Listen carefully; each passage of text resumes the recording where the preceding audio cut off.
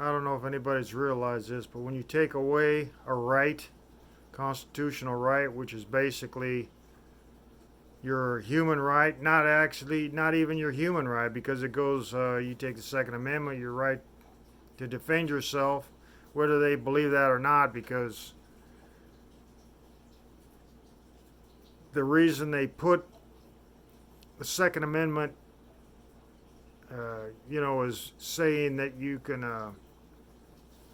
bear arms so you can defend yourself against a tyrannical government, is because that's the highest form that you can use, you know, your weapons for. That's the high, going against the government. That's pretty high up there when you can take arms up against your government.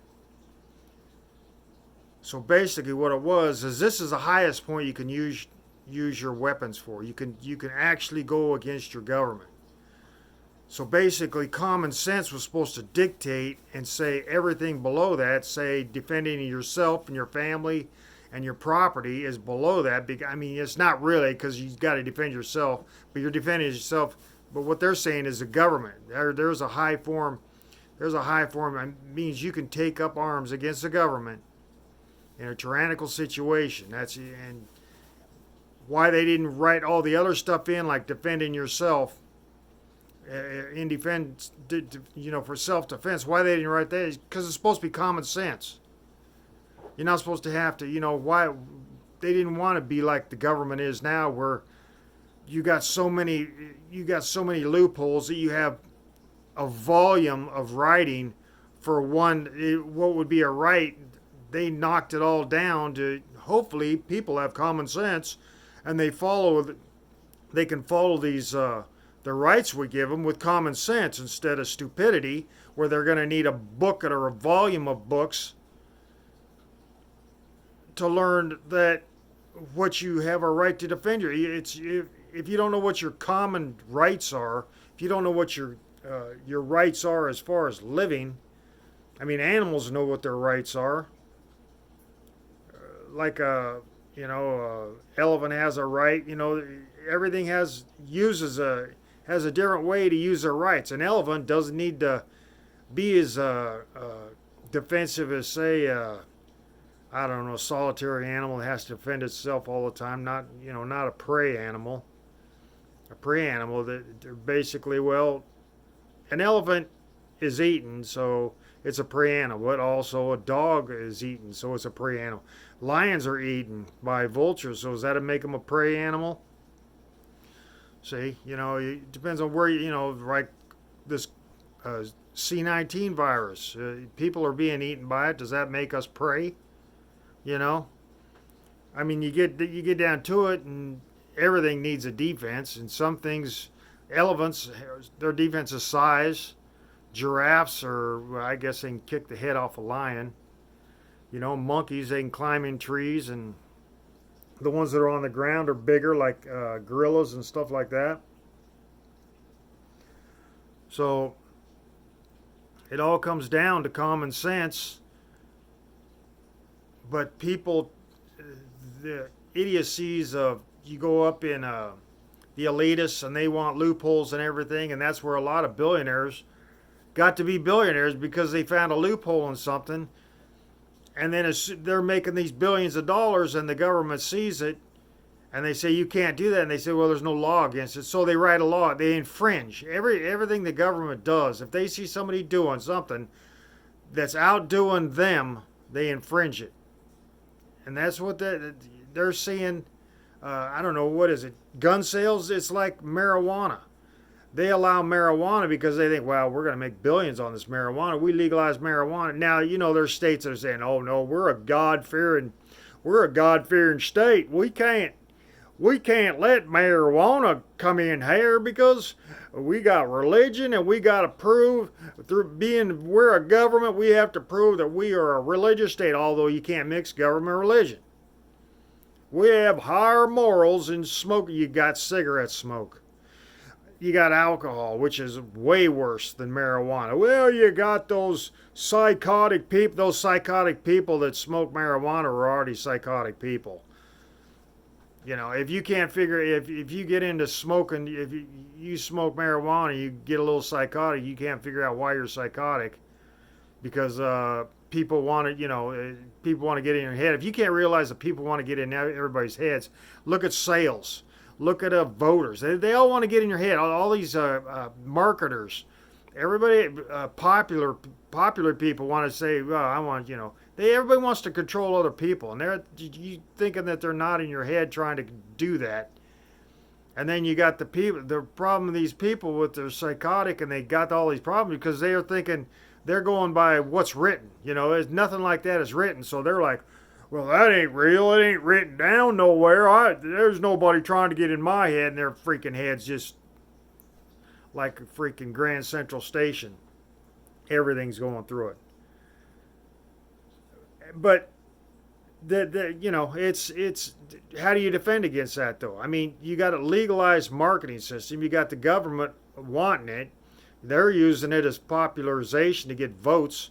They'll say subliminal stuff to get votes, and they got secret organizations in the government. So tell me that they ain't in your head. They're sneaking through your freaking computer and stuff. That's the same thing. That's just the same thing as getting in your head. Only, well, we're not getting in your head. We're getting in your computer. What they used to do, they're still doing. It's the same thing. It's the same freaking. Even though they're getting in your computer, they use. Well, it's not the same thing. It's electronic. It's the same freaking thing. If you're thinking about that stuff, then it's just. I mean, if I make a video, I don't sit there and think about it, unless I have to watch it again to even remember what I said. I know what I said, and I know what I'm saying at the time. But as far as there's a lot of subject matter. Anyway, it doesn't matter about that. But the Second Amendment and any amendment right now, you can see if people can't see the First Amendment being, what you can say, and if you realize the First Amendment, when you're limited by what you can say, when you're challenged by what you say, I mean. You say something, it's your belief, and people want to infringe upon what you say because your belief, they can't change your belief. Of course, there's freaking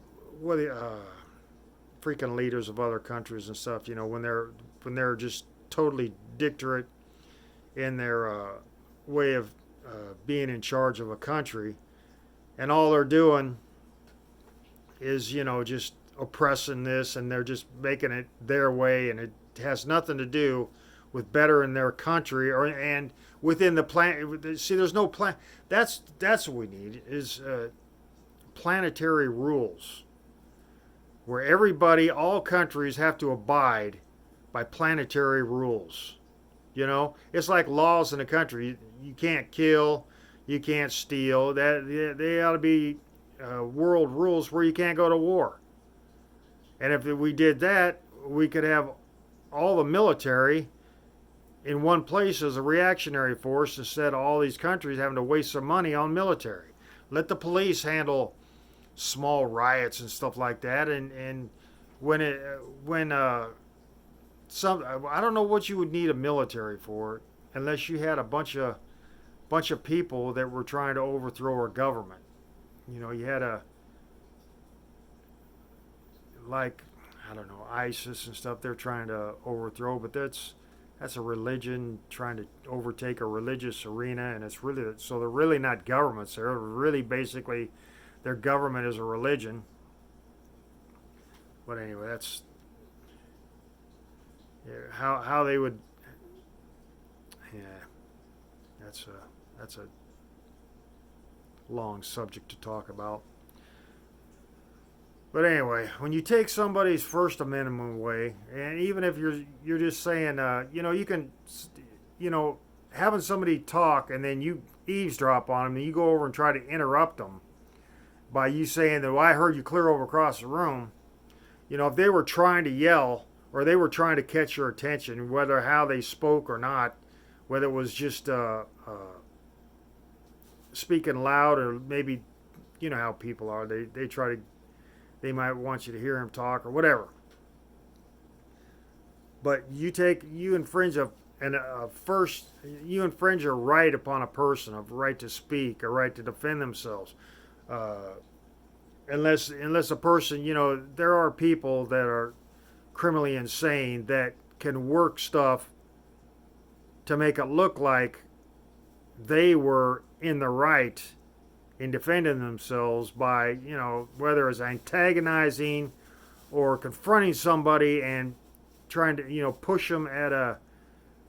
push them to the point where, they feel like they have to defend something, like they get too close. Like I don't know if there's a law about standing too close, but now we got a 2 meter law.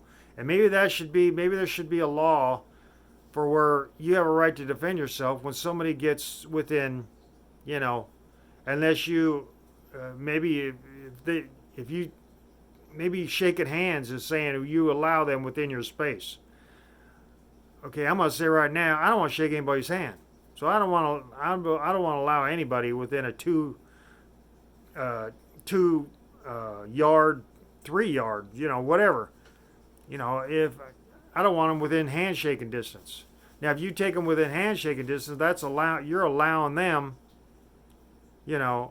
automatically to come within your space. But I mean, how close the space is? If two business guys meet and one of them's a homosexual and he thinks, well, he shook my hand, so I can just get up and start snuggling him. That ain't right. So I mean, all these loopholes you have to put up because people say, well, I want to do this. I want to do stuff. When you're infringing upon a person's right, you're going to be infringing upon their right, but you think you want to do it, and if you have to use words to prove that you're right for going upon a person, like saying two guys shake hands, one's a homosexual businessman, the other one's another one, and they're selling ski poles. And they're both talking about selling ski poles, and the one guy they shake each other's hand, and the homosexual starts, they talk about ski poles enough, and the homosexual starts snuggling up to the guy, and the other guy's like, what the hell is going on here? I'm just talking about selling ski poles. And the other guy, he pushes him away. He says, hey, you just pushed me. That's assault. No, it isn't really, because there is a comfort distance, which is the same as the Second Amendment, which is the same as defending yourself. You have a distance. So if everybody knows that there's a distance, say a handshaking distance, then I'm not talking, well, if I shake my hand, I shake it down kind of low. If I shake my hand, I outstretched arm. I shake with a kind of a bent arm. They're gonna try to change and that's an infringement. You just say, okay, everything is an outstretched arm. The length of an outstretched arm is how close you can get to somebody. Now, in times like this, when nobody wants them, within actually, somebody said the aerosol from just breathing and talking, or even sneezing, can go 9 foot. And in if you're standing in a doorway and you're talking, and your moisture from your mouth could go 9 foot or farther, especially if a wind's blowing it around. Of course, what can a wind do to the C-19 virus? Can it damage the virus if it slams it against the wall? I mean, how I'm trying to figure out, how strong is this? How tough is the C-19 virus? Can you smash it with a hammer? Does wind blow it away? Can wind damage it if it's strong enough? I mean, can it only live when it lightly lands on a handrail? It lightly lands on a countertop or whatever it lands on, if it's, or is it spread? Is it smeared? Of